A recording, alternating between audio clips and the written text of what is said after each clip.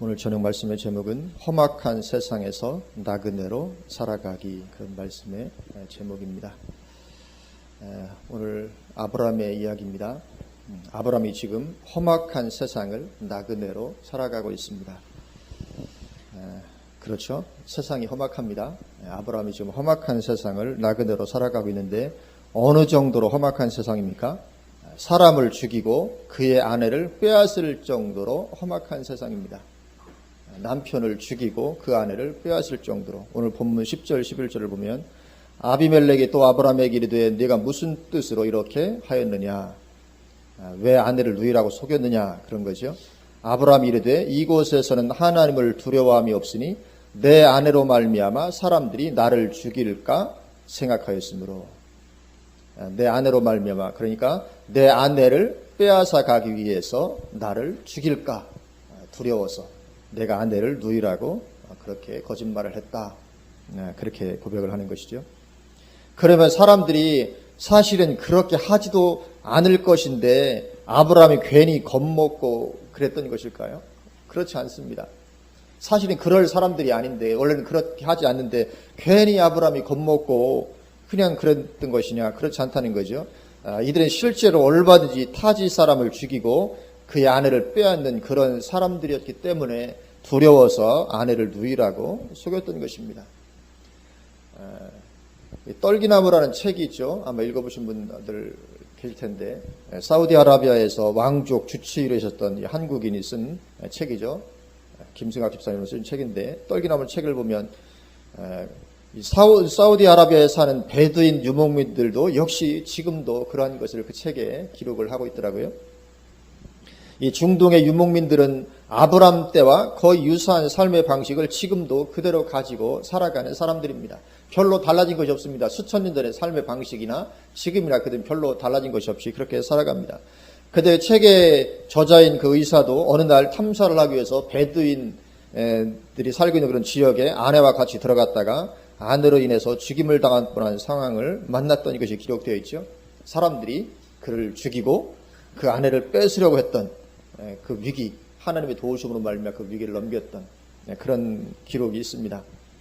고립된 지역에, 베두인 사람들이 고립된 지역이죠. 법의 통치가 잘 미치지 않는, 고립된 지역으로 외부 세계의 법이 잘 미치지 않으니까 죄악된 본성대로 행하는 거죠. 하나님을 떠나는 인간이 그렇게 험악해지게 되고 마는 것입니다. 하나님을 떠나니까 인간은 그냥 그렇게 험악해지는 것입니다. 그 당장 하나님을 떠나니까 아담의 아들 가인도 동생을 돌로 쳐 죽이죠. 하나님을 떠나면 그렇습니다. 하나님을 떠나면 사람이 그렇게 험악해집니다. 아니 당장 한 대밖에 안 내려가는데 동생을 돌로 쳐 죽이는 이런 일이 벌어지는 거죠. 그래서 그런 지역입니다. 실제로 사람들이 그렇게 떨기나무에서 나오는 그 책에서 있던 그 베두인들처럼 실제로 그렇게 행하는 사람들, 그런 지역입니다.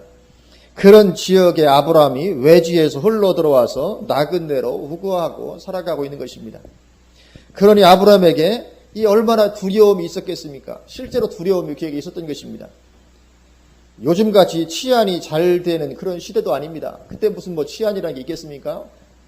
오늘날 이렇게 치안이 잘 되어 있는 시대도 참 흉악한 범죄가 많이 발생하는데 치안도 잘 되어 있는 시대도 아니고, 그래서 아브라함이 아내 사라를 누이로 속였던 데에는 살아남기 위한 그런 절박함이 있었던 것이죠. 이 아브라함의 이 절박함, 사실 이게 쉽게 할 수 있는 게 아닌데 얼마나 아브라함이 절박했으면, 목숨의 생명의 위협이 얼마나 절박했으면 그렇게 했을까.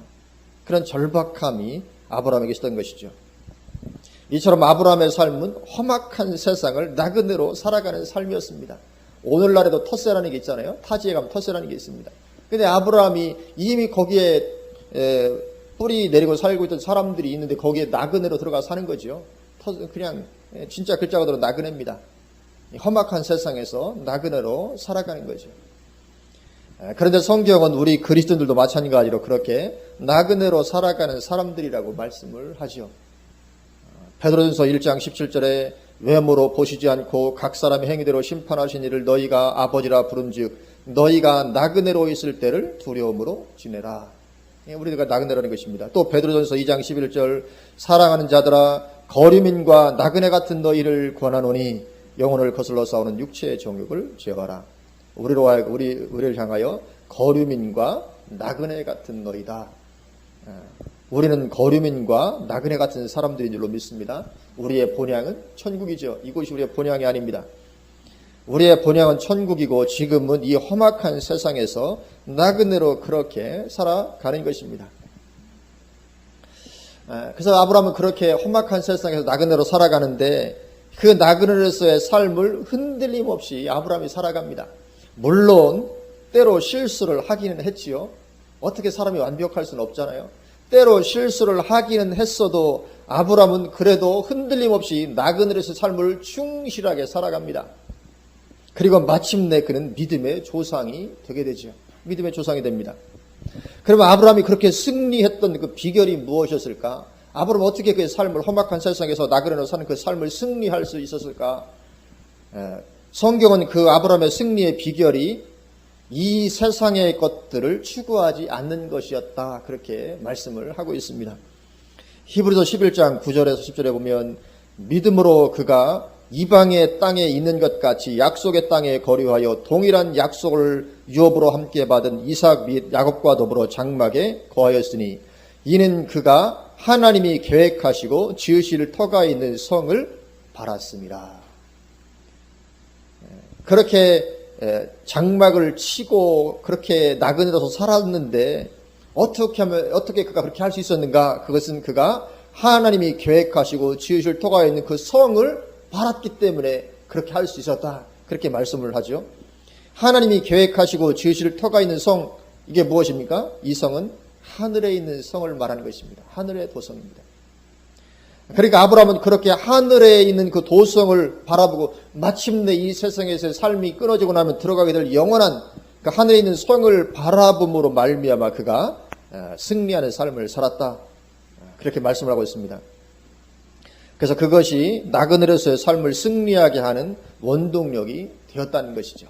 험악한 세상에서 나그네로 살아가는 삶을 승리하게 할 수 있었던 원동력, 그것은 이 세상을 바라지 아니하고 하나님께서 계획하시고 지으실 터가 있는 그 성, 하나님 나라의 도성, 그것을 바랐기 때문이다. 그렇게 말씀하고 있습니다. 그래서 아브라함이 그렇게 승리했는데 아브라함만 그랬던 것이 아닙니다. 믿음의 사람들은 다 그렇게 해서 승리했다는 것입니다.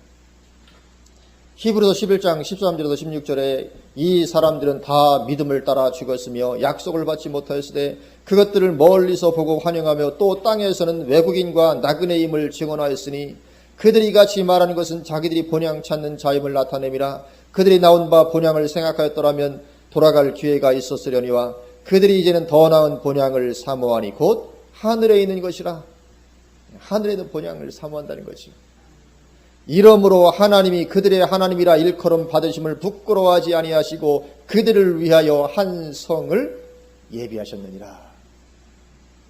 그래서 흔들림 없이 살았다는 것이죠. 그래서 하늘에 있는 그 한 성, 그 성을, 그 본향을 바라봄으로 말미암아 그가 흔들림 없이 살았고, 그리고 하나님은 그런 그들을 위해서 하늘에 한 성을 예비해 두셨다고 말씀을 하고 있습니다. 하늘에 있는 하나님의 나라, 하나님의 나라 그 천국이죠. 그 성을 하나님께서 왜 예비하셨습니까? 이러한 사람들을 위해서 예비하셨다는 것입니다. 그러면 천국은 누가 들어가는 것입니까? 천국에 들어가는 사람, 그 사람은 이 세상을 나그네로서 살아가는 동안에 천국을 바라봄으로 말미암아 이 세상에서의 삶을 믿음으로 승리한 사람들, 그들이 천국에 들어가게 되는 것이죠. 왜냐하면 그들을 위해서 예비한 것이 천국이라고 말씀하시니까요. 그들을 위해서.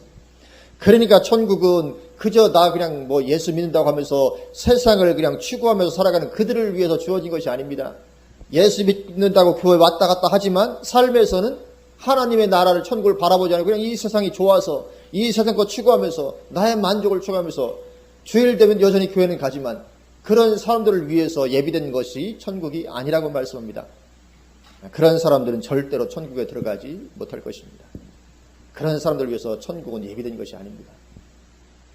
우리가 정말 믿음으로 이 세상을 승리해야 될 이유가 있는 줄로 믿습니다. 그런 사람들을 위해서 천국이 예비되었다고 말씀하시기 때문에 그렇습니다.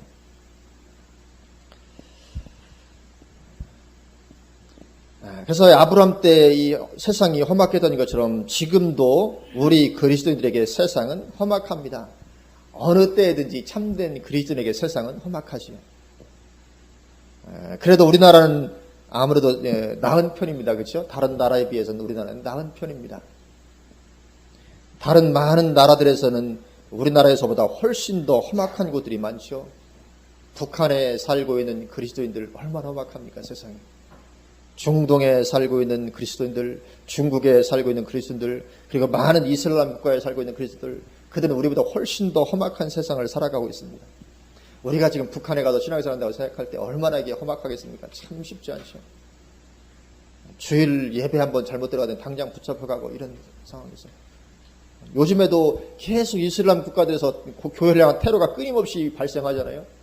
그래서 지금 이라크 같은데 중동 지역에 민주화 바람이 불고 하면서 결국은 이제 이슬람에 득세하고 나서 지금 이라크에서도 기독교인들의 이라크 행렬, 러시를 이루고 있다고 하잖아요. 얼마나 많은 그리스도인들이 그 땅을 빠져나가는지 모른다. 그런 뉴스를 우리가 접하고 있습니다. 참 험악한 세상이죠. 그래서 지금도 그렇게 우리 그리스도인들에게 세상은 험악한데 앞으로는 점점 더 험악해질 것입니다. 성경이 그렇게 말씀하고 있기 때문에 그렇습니다. 전 세계적으로 점점 더욱더 험악해질 것입니다. 그래서 참된 그리스도인들은 정말 나그네처럼 될 겁니다. 정말 나그네처럼. 우리가 지금은 별로 나그네인 것이 안 느껴지잖아요. 그러나 앞으로 정말 우리가 나그네처럼 될 것입니다. 마태복음 24장 9절에서 10절에 그때의 사람들이 너희를 환난에 넘겨주겠으며 너희를 죽이리니 너희가 내 이름 때문에 모든 민족에게 미움을 받으리라. 그때 많은 사람이 실족하게 되어 서로 잡아주고 서로 미워하겠으며. 이렇게 될 거라고 성경이 말씀합니다. 그때 사람들이 너희를 환난에 넘겨줄 거다. 너희를 죽일 거다. 너희가 모든 민족에게 미움을 받을 것이다. 그리고 얼마나 험악한 세상을 살아가게 될 것인지 모릅니다. 이것이 우리에게 다가올 이 실제적인 상황이죠. 그렇게 험악한 세상을 살아갑니다. 그런데 그 말씀을 잘 보면 그렇게 험악한 세상을 살아갈 뿐만 아니라 교회 내부에서조차도 험악한 상황을 만날 것이라 그렇게 말씀합니다. 10절을 보면 그때 많은 사람이 실족하게 되어 서로 잡아주고 서로 미워하겠으며. 이것은 교회 안에서 이루어질 상황입니다. 교회 안에서 서로 잡아주고 서로 미워한다. 앞으로 여러분들 누가 여러분을 잡아줄지 모릅니다. 교회 안에서 서로 잡아주고 서로 미워할 것이다. 그렇게 말씀하고 있습니다. 이게 뭡니까? 쭉정이 성도가 참된 성도를 박해하는 그런 일을 하게 될 거라는 것입니다. 거짓된 교회가 참된 교회를 그렇게 박해하게 될 거라는 것입니다. 지금도 이미 많이 그런 경향이 있긴 하죠. 그리고 실제로 교회 역사를 보면 박해의 시대, 교회 박해의 시기에는 그와 유사한 일들이 있어 왔습니다. 역사가 타키투스의 기록을 보면 초대교회 시절의 박해 때에도 처음에는 내가 그리스도이요, 내가 신자 이렇게 고백하는 사람들이 붙잡혀갔는데 그 후에는 이제 그들이 정보를 제공함으로 말미암아 다른 그리스도인들, 다른 많은 그리스도인들이 붙잡히게 됐다. 그렇게 기록을 하고 있습니다. 그렇게 성도가 다른 성도를 당국자들에게 팔아 넘기는 것입니다. 성도가 성도를 당국자들에게 팔아 넘기는 것입니다. 교회가 다른 교회를 당국자들에게 팔아 넘기는 것입니다. 유대인들은 예수님을 로마 당국에 팔아 넘겼잖아요. 유대인들이 예수님을 로마 당국에 팔아 넘겼다고 빌라도에게. 그리고 사도 바울을 비롯한 초대교회 성도들을 로마 당국에 팔아 넘긴 것도 유대인들입니다. 하나님을 믿는다는 사람들이죠. 참된 진리에 있지는 않지만 유대인들이 예수님도 당국에 팔아넘기고 사도 바울을 비롯한 초대교회 성도들도 로마 당국에 팔아넘겼습니다. 그런데 앞으로 마지막 때에도 그럴 거라는 거죠. 그래서 참된 그리스도인들은 외부적으로 험악한 세상을 나그네로 살아가게 될 뿐만 아니라 교회 안에서조차 미움을 받고 고발을 당하고 하게 될 거라는 것입니다. 이것은 우리에게 실제로 다가올 현실입니다. 우리는 마음으로 대비를 해야 됩니다. 우리는 틀림없이 이단으로 낙인이 찍히게 될 것이고, 그리고 우리는 고발을 당하게 될 것이고, 다른 그리스도인으로부터 미움을 받게 될 것이고, 다른 교회로부터 핍박을 당하게 될 것이고 고발을 당하게 될 것이고 죽임을 당하게 될 것이고 그렇게 될 것이다. 성경이 그렇게 말씀을 하고 있습니다. 그렇게 참된 그리스도는 점점 험악한 상황으로 들어가게 되는 것입니다. 벌써 분위기가 많이 험악해지고 있습니다. 벌써 분위기가 전 세계적으로 많이 험악해지고 있습니다. 몇십 년 전보다 훨씬 더 많이 험악해지고 있습니다. 기독교인들을 제약하고자 하는 법안들이 계속 발의되어 가고 있습니다. 지난번 발의되었다가 철폐된 취소한 그 차별금지법 같은 경우도 우리 기독교인들을 제약하기 위한 법안이거든요.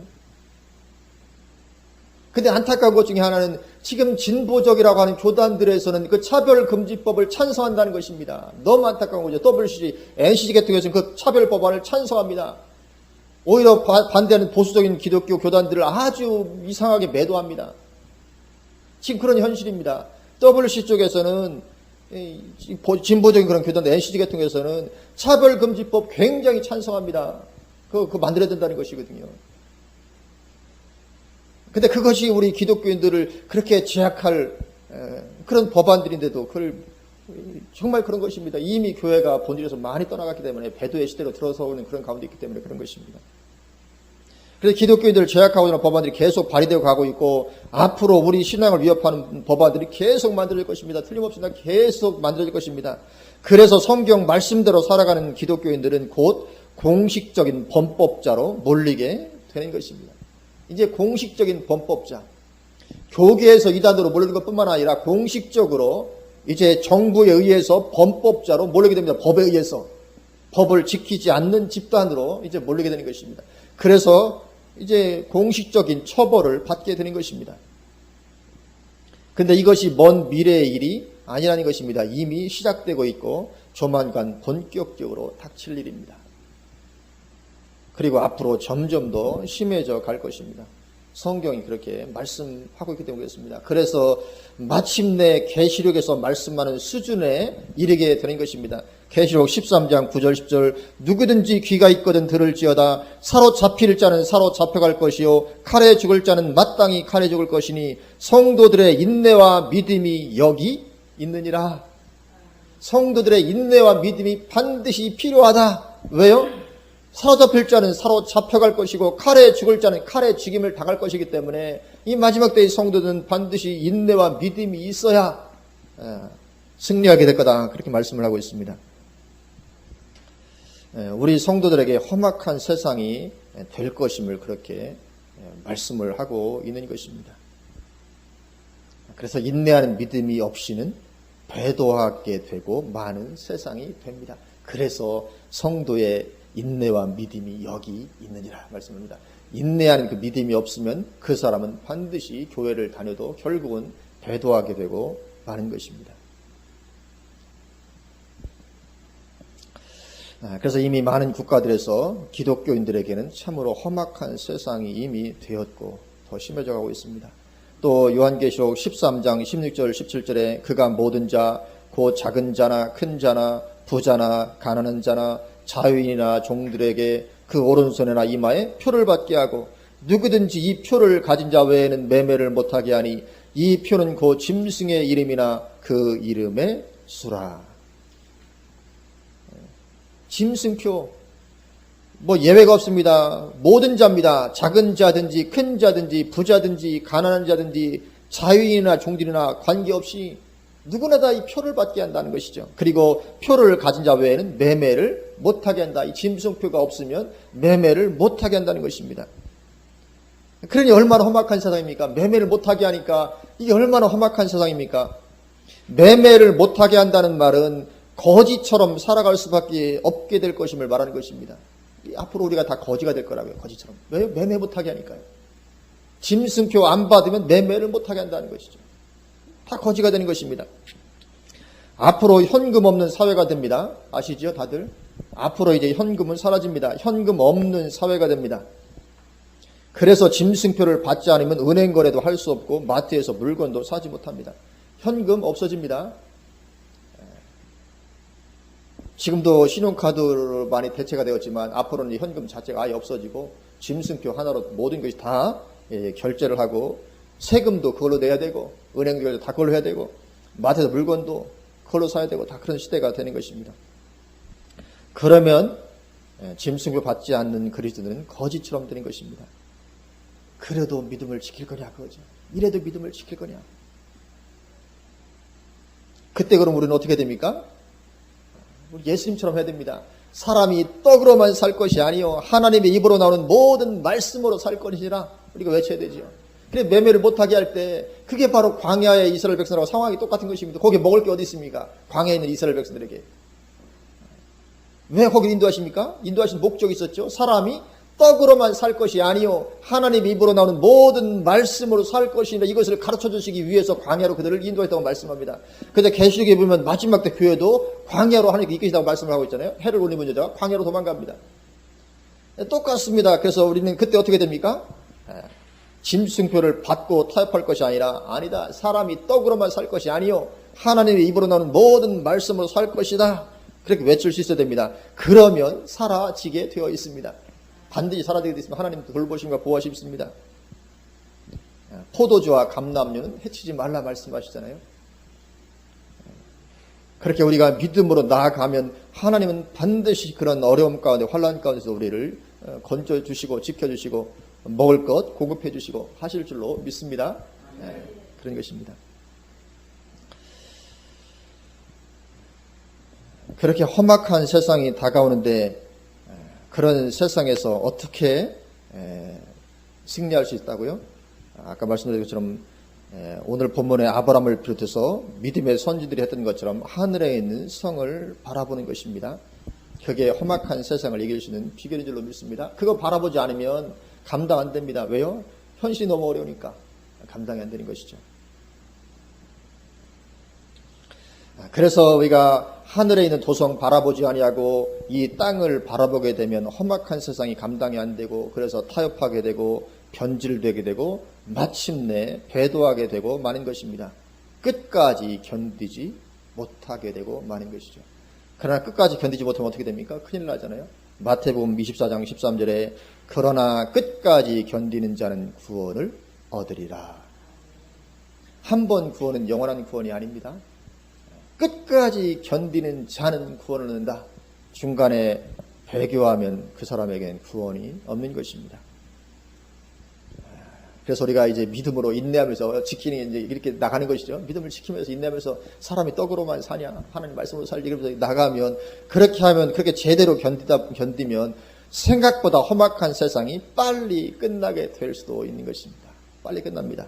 마태복음 24장 21절 22절에 이는 그때에 큰 환란이 있겠습니다. 창세로부터 지금까지 이런 환란이 없었고 후회도 없으리라. 정말 이 환란이 있습니다.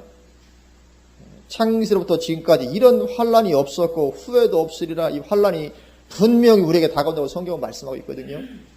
그 날들을 감하지 아니하면 모든 육체가 구원을 얻지 못할 것이나 그러나 택하신 자들을 위하여 그 날들을 감하시리라. 아멘. 이 약속이 있습니다.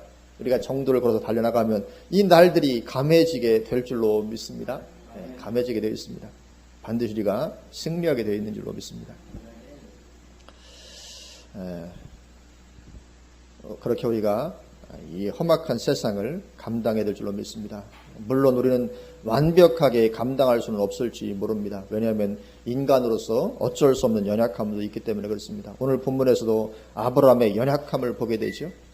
하나님을 온전히 신뢰함으로 나아가지 못하고 자기 생명 어찌 될까 싶어서 아내를 누이라고 속이는 것이 그것이죠.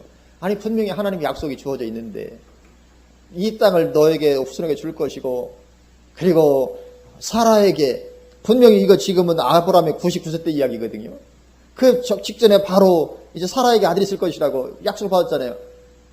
그렇게 사라에게 그래서 그 다음 장 보면 21장 보면 21장에 이제 사라가 이삭을 낳는 장면이 나오잖아요. 이게 지금 99세 때 하나님으로부터 약속을 받았고 이제 그것이 이제 막 이루어지려고 그런 찰나인데 그럼에도 불구하고 아브라함이 믿음을 발휘하지 못하고 아내를 또 누이라고 속이잖아요. 그냥 그렇게 임경비로 그냥 위기 모매어 보려고 하는 거죠. 이제 이 아브라함의 이런 연약함입니다. 사실 오늘 본문에서 이 하나님과 아비멜렉과의 대화를 보면 아비멜렉이 아브라함을 죽이고 그의 아내를 빼앗을 정도의 인물은 아니었던 것으로 추측이 되죠. 그래도 아비멜렉이 그래도 좀 괜찮은 사람인 것처럼 이렇게 내가 의인인데도 그러실까 여러 가지 이렇게 그가 눈이라고 했기 때문에 이런 게 아닙니까? 이 대화를 보면 아비멜렉이 그렇게까지 악한 사람은 아니었던 것을 보게 됩니다. 그리고 설령 아브라함이 그렇게 떳떳하게 내 아내라고 밝히고 정도를 걸었을 때 아비멜렉이 아브라함을 죽이고 아내 사라를 빼앗으려고 하는 사태가 발생했을지라도 어떻게 했어요? 당연히 하나님의 역사가 거기에 개입되어 있는 역사심이 있었겠죠. 아브라함이 거짓말을 하고 아내를 빼앗겼음에도 불구하고 하나님께서 적극적으로 개입하셔서 되찾게 하신 것을 보면 아브라함이 정직하게 나아갔다면 얼마나 더욱더 하나님께 도우셨겠어요? 거짓말해서 그렇게 한 사람, 그런 아브라함인데도 도우셨다면 아브라함이 정말 하나님만을 의지하고 정도를 걸어 나갔다면 하나님 얼마나 더 아브라함을 도와주시겠습니까? 그래서 우리는 지레 겁먹어 세상을 두려워하고 그래서 인본주의적인 방법을 쓰고 할 필요가 없는 것인 줄로 믿습니다. 우리는 자꾸만 인간적인 생각 우리는 앞세우지 않아야 될 줄로 믿습니다. 하나님께 상황을 완전히 맡겨 버리는 것입니다. 그러면 거기에서 살아계시는 하나님의 역사를 경험하게 될 줄로 믿습니다. 하나님을 신뢰하고 상황을 완전히 그냥 100% 맡겨 버리는 것입니다. 그러면 거기서 하나님의 역사를 경험하지요. 하나님의 역사를 경험하는 것입니다. 이처럼 오늘 본문을 통해서 우리는 언약을 가진 하나님의 백성은 어떠한 험악한 상황에서도 하나님께서 함께 하시고 도와주신다는 것을 배우게 됩니다. 언약을 가진 하나님의 백성은 그가 언약을 가진 사람이기 때문에 하나님께서 그가 어떤 험악한 상황 가운데 있다 할지라도 하나님께서 함께 하시고 도와주신다는 거죠. 오늘 본문을 보면 하나님께서 이 갑의 위치에 있는 아비멜렉을 다루시는 것을 보게 되죠. 오늘날 요즘에 이 갑-을 관계가 매스컴에 많이 회자가 되잖아요. 이 아비멜렉은 갑입니다. 갑-을 다 아시죠? 요즘에 떠들썩하잖아요. 아비멜렉은 갑이고 반면에 이 아브라함은 그 땅에 나그네로 살아간 을에 해당됩니다. 을. 절대적인 권세가 갑에게 있죠. 아브라함은 을에 해당합니다. 근데 이 갑의 위치에 있는 아비멜렉을 하나님께서 다루시는 것이죠. 왜 그렇게 하십니까? 왜냐하면 비록 아브라함이 을에 연약한 처지에 있지만 아브라함은 언약을 가진 사람입니다. 그리고 하나님은 언약 가진 사람을 건드리는 것을 하나님은 하나님의 눈동자를 손으로 찌르는 것과 같이 보신다는 것입니다. 그런 것입니다. 우리 한번 말씀 한번 더 찾아보실까요? 구약성경 맨 마지막 말라기가 앞에 있는 스가랴 2장으로 한번 가보십니다. 말라기서 앞에 있는 스가랴 2장입니다. 스가랴 2장 7절 8절입니다. 스가랴 2장 7절 8절에 바벨론 성에 거주하는 시온아 이제 너는 피할지니라 만군의 여호와께서 이같이 말씀하시되 영광을 위하여 너희를 노력한 여러 나라로 보내셨나니 너희를 범하는 자는 그의 눈동자를 범하는 것이라. 아멘. 이스라엘 백성들을 하나님은 눈동자로 여기십니다. 너희를 범하는 자는 하나님의 눈동자를 범하는 것이다. 이게 언약 가진 사람의 특권입니다. 그래서 하나님의 백성을 누가 범하게 되면 그것은 하나님의 눈동자를 범하는 것으로 하나님께서 그렇게 반응하신다는 것이거든요.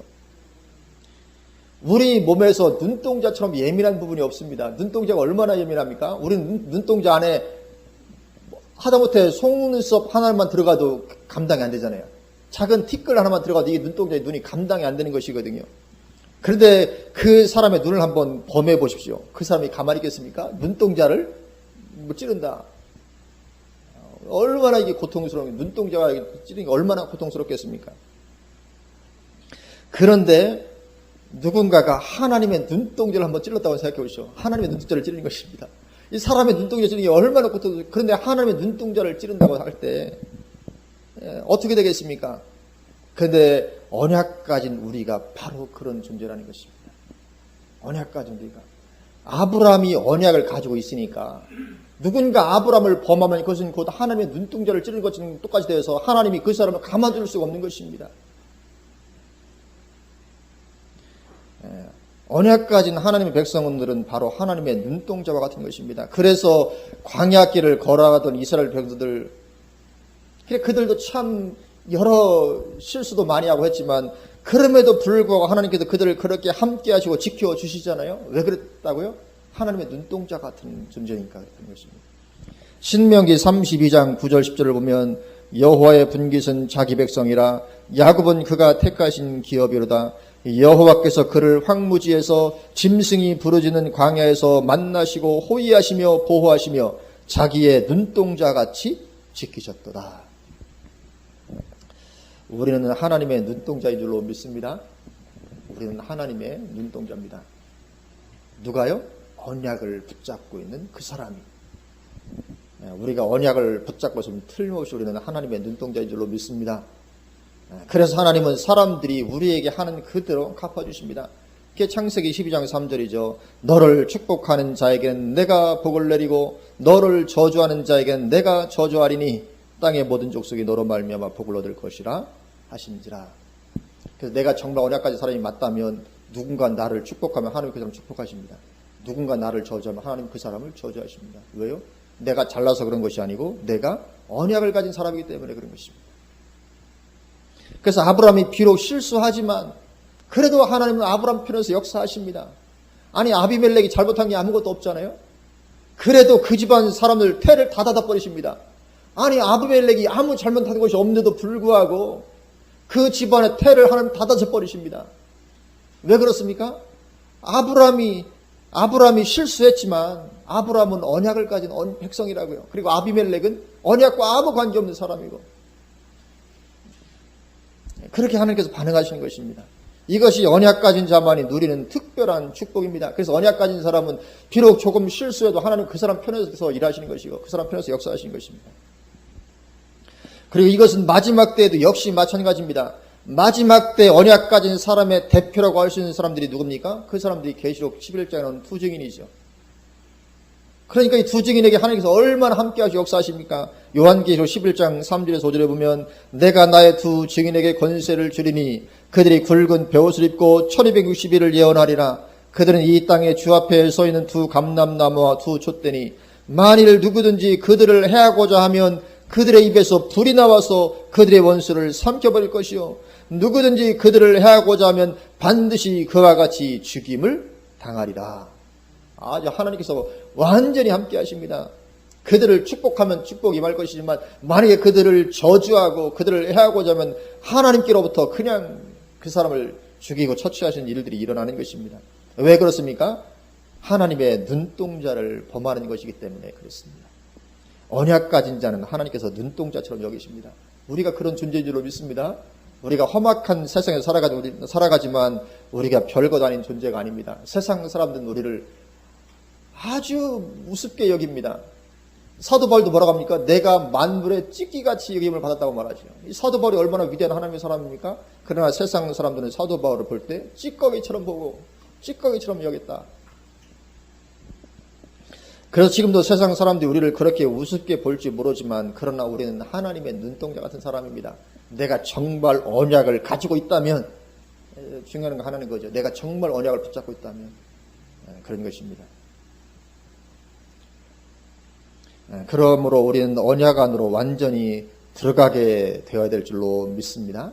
완전한 하나님의 사람이 되는 것입니다. 좌우 볼 것 없이 하나님의 사람이 되는 것입니다. 세상적인 표현으로 그냥 하나님께 완전히 올인하는 것입니다. 완전히 그냥 하나님과 붙잡고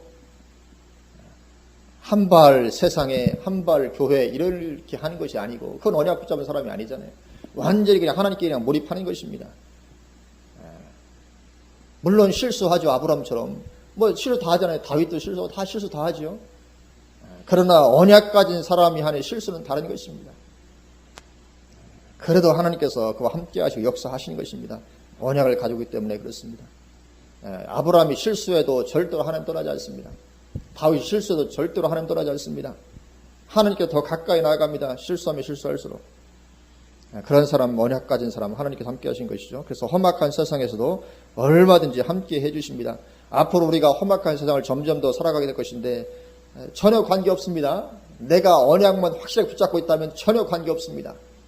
아무리 세상이 험악해 저도 그건 전혀 관계없는 것입니다.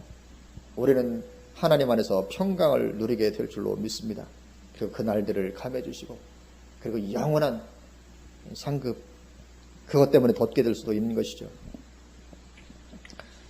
그래서 이 험악한 세상이 우리에게 점점 더 이제 펼쳐지게 될 것인데 물론 험악한 세상이기 때문에 엄청난 어려움을 우리가 겪을 수 있습니다. 험악한 세상이니까 어려움을 겪겠죠. 그러나 마침내 그 어려움과는 비교할 수 없는 축복으로 돌아오게 되는 역사가 있게 될 줄로 믿습니다. 우리가 받게 될 그 어려움으로 말미암아 받게 될 축복은 비교할 수 없는 것이죠. 그래서 우리에게 점점 더 험악해져가만 가는 이 세상 우리가 언약 안에서 승리하게 되시기를 주님의 이름으로 축원을 드립니다. 우리가 절대로 흔들리지 마시기를 바랍니다. 아무리 애매한 소리를 듣고 아무리 손가락질을 당하고 아무리 판단을 받고 한다 할지라도 우리는 흔들리지 아니하고 그냥 언약 붙잡고 달려가는 것입니다. 그래서 우리가 승리하는 것입니다. 그러면 그로 인해서 받게 될 그 영광은 어마어마하게 할 것이고 그리고 하나님께서 우리와 함께 하시고 돌보아 주시는 그런 하나님의 역사들 우리가 많이 경험하고 사람이 떡으로만 살지 아니하고 하나님 말씀대로 살아지는구나 그런 경험들을 우리가 또 하게 되고 그럴 줄로 믿습니다. 우리가 또 그렇게 항상 승리하게 되시기를 주님의 이름으로 축원을 드립니다. 아멘. 기도하시겠습니다.